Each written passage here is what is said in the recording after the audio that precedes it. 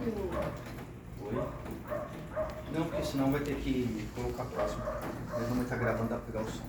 Bom, pessoal, hoje de manhã fiquei me colocando a refletir o que nós iríamos conversar aqui de uma maneira direta, simples, mas que seja importante para que a gente mude a nossa postura enquanto seres humanos aqui presentes na Terra.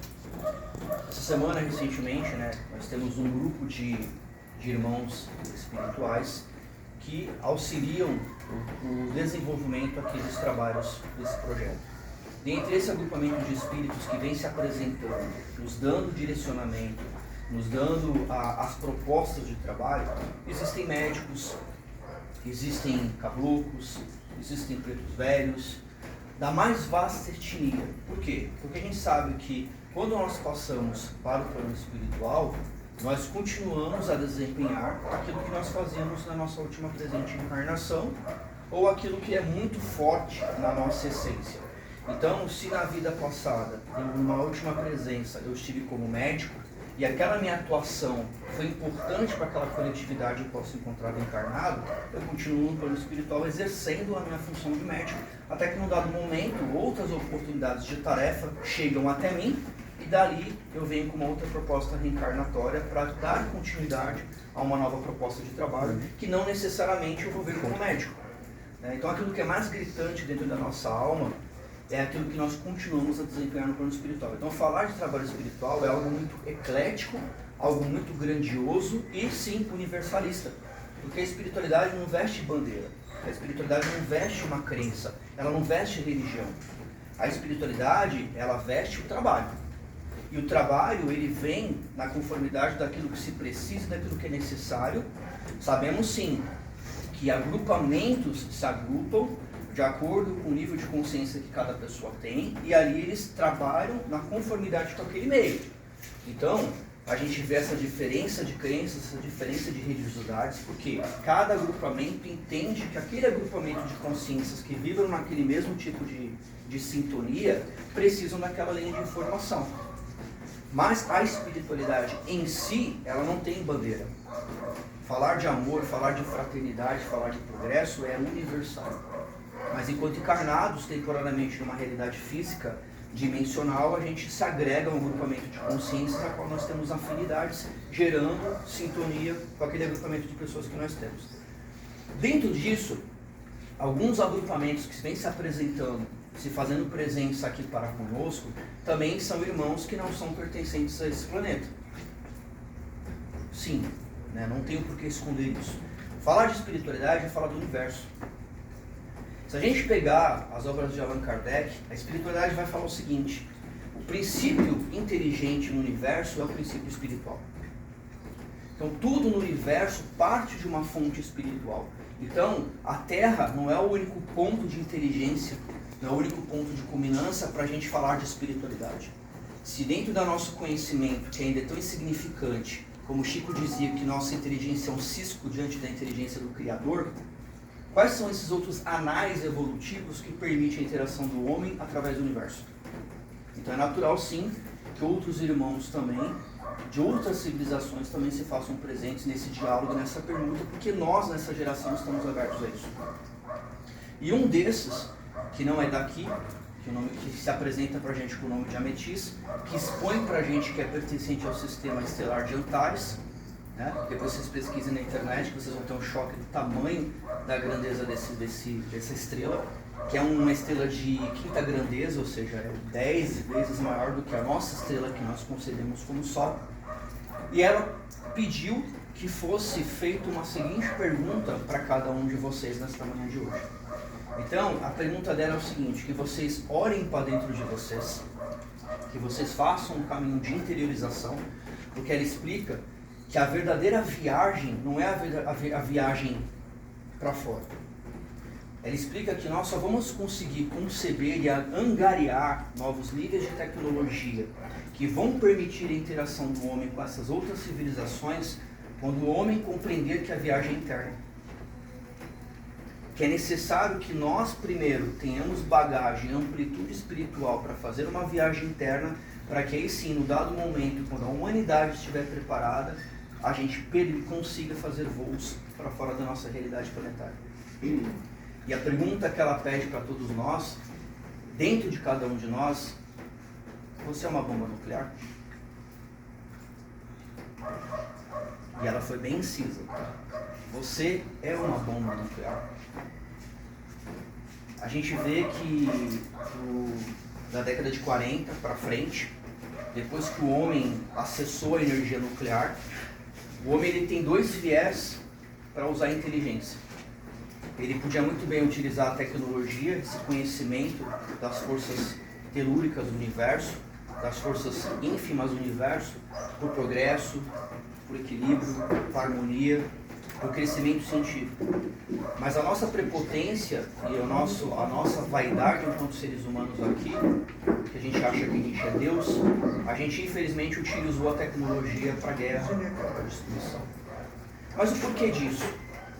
Porque a humanidade só reflete no seu tempo, no seu meio, aquilo que ele traz dentro de si. Então essa pergunta que esses seres estão querendo dizer para a gente, antes da gente pensar em ir para longe, a gente pensar em estabelecer contato com outras raças, com outras civilizações. Eu, enquanto ser planetário, enquanto célula, enquanto unidade dessa realidade, para o planeta e para o meio, será que eu não sou uma bomba nuclear? Será que a minha essência, os meus valores, será que aquilo que eu tomo como conduta na minha vida não é uma ogiva nuclear no meio da sociedade a qual eu estou inserida? Como é que eu me comporto diante do meio?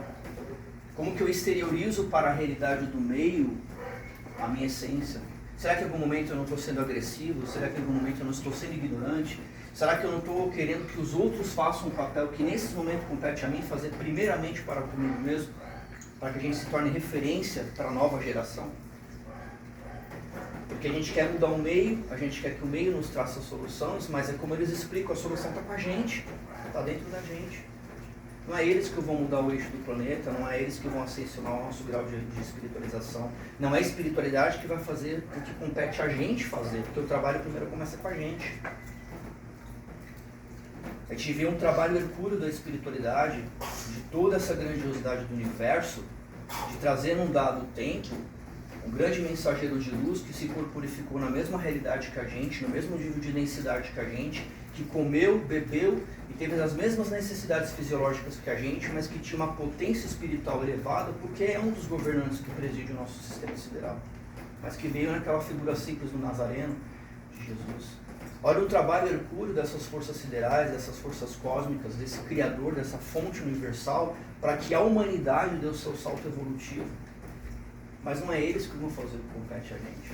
Se a gente não acordar e tirar aquilo que a religião, sem ser preconceituoso, impregnou e incutiu na cabeça da gente, a gente vai continuar atrelando a nossa responsabilidade para terceiro. A gente vai terceirizar a nossa responsabilidade,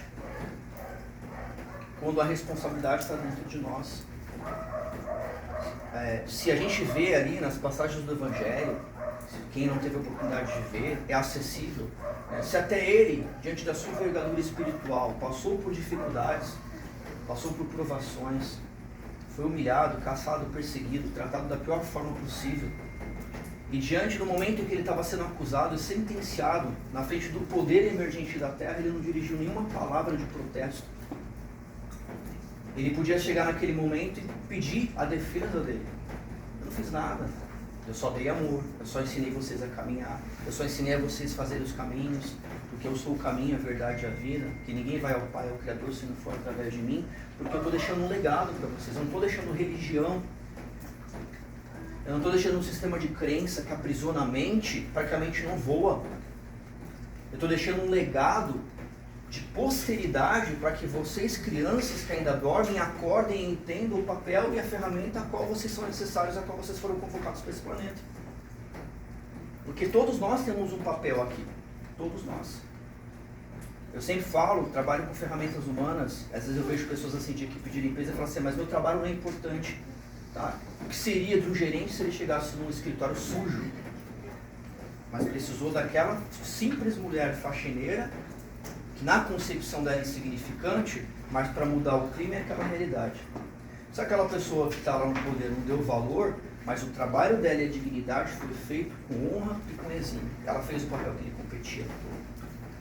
sem esperar retorno, sem esperar gratificação, sem esperar satisfação, porque quando ele veio, ele sabia que iria encontrar pessoas não preparadas, iria encontrar pessoas que iriam o abandonar nos últimos momentos em que ele mais precisava. Quando a gente está triste, quando a gente está se sentindo mal e para baixo, o que a gente mais quer é um carinho, um abraço, um afago. E nesse momento que ele mais precisou, ele se viu sozinho. Mas mesmo assim ele negou, né, a resiliência, a resignação, a força de vontade, a determinação, carregou o seu fardo que ele não tinha obrigação nenhuma até o último momento. Por quê? Porque ele acreditava. Não numa proposta religiosa, mas porque ele acreditava na gente. Porque ele acreditava que no tempo certo, cada um iria fazer o papel que lhe compete. No momento certo, essa árvore da Boa Nova, essa árvore do Evangelho, iria frutificar no coração dessa humanidade. E aí sim, como diz esses seres de outros planetas, o homem vai começar a viajar para dentro de si. O homem vai começar a fazer essa viagem interna. E aí sim, o homem vai capacitar a sua nave interna para dar voos mais altos.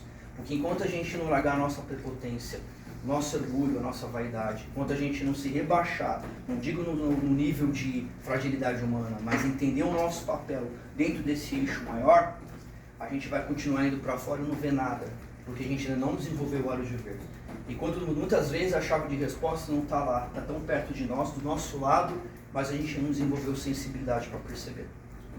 Então, levem para casa de vocês essa reflexão e todas as vezes que vocês se veem num momento difícil, de dificuldade, ou que vocês são colocados à prova, se perguntem antes de tomar qualquer atitude, antes de vocês serem reativos, porque a nossa resposta motora é reativa, porque a gente há pouco tempo passamos de uma evolução animal para luminal, então a gente é reativo, mas Jesus ensina o quê? Vamos repensar a nossa postura. Vamos dar outra face. Quando eu falo da outra face, não é dar a cara para bater, mas é permitir a pensar numa segunda possibilidade antes de eu ser reativo para o próximo. E aí sim, eu vou pensar, estou sendo uma bomba nuclear?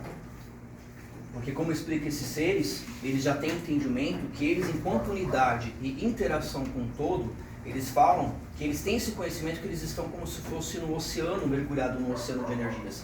E eles explicam que, assim como um povo, quando está com medo e assustado, solta aquele líquido preto para se defender do predador, ele fala que muitas das nossas ações aqui na Terra é o mesmo efeito de um povo, expelindo para a atmosfera, expelindo para o planeta a nossa agressividade, a nossa ira, a nossa raiva, a nossa revolta. Eles têm esse conhecimento, e é por isso que eles fazem esse contato conosco. Para nos ajudar ao que hoje eles alcançaram, porque num dado momento eles também passaram pelos processos ao qual nós estamos passando. São apenas irmãos mais experientes, que trazem uma bagagem e também faz parte daquilo que nós podemos chamar de espiritualidade. Então levem para casa de vocês essa reflexão, levem para a vida de vocês essa reflexão e jamais, em hipótese alguma, se permitam nessa existência e nas futuras que vocês sejam uma bomba nuclear. Fica a nossa gratidão, o nosso carinho, e agora nós vamos fazer uma harmonização final. O Ralph vai tocar uma flauta xamânica.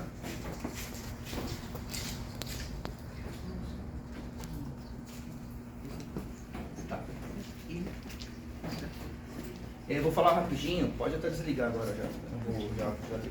É um aviso importante para vocês aí, que